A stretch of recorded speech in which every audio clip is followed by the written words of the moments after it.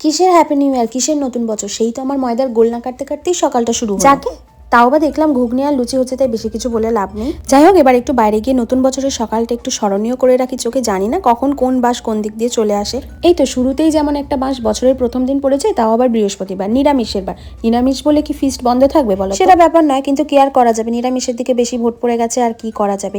এইসব বয়স্ক মানুষ নিয়ে ঘর করলে যা হয় আর কি। তাই বাটি ঘটি নিয়ে সবাই শাক চচ্চড়ি আর সবজি দিয়ে খিচুড়ির জোগাড় করতে লেগে গেছি। চলো বাবা, তাই নয় নয় করে 100 জন লোক। পাড়ায় যে এত নিরামিষাশী ছিল তা আগে জানতাম না। তুখর তুখর রাঁধুনি আর তুখর তুখর টেস্টার আমরা সব ভাড়া করে এনেছিলাম, সেটারই কাজ চলছে এখানে। মাল মশলা সব ঠিকঠাক হওয়ার পর আমাদের এখানে ফার্স্ট ব্যাচ বসে গেছে খেতে। তা আমি ফার্স্ট ব্যাচে বসবো না? বাবা, নুল ঝাল মশলা মাত্রি ঠিকঠাক হলো কি সেটা ফাইনাল কে বলবে? আমিই তো বলবো। যদিও এখানে ফয়াকার ফয়াকার ফিস্টি হচ্ছে নাকি অন্নকূট হচ্ছে কেউ ধরতে পারবে না। আমাদের নিরামিষ খিচুড়ি আর লাবড়ার ফিস্ট কিন্তু একদম জমে গিয়েছিল।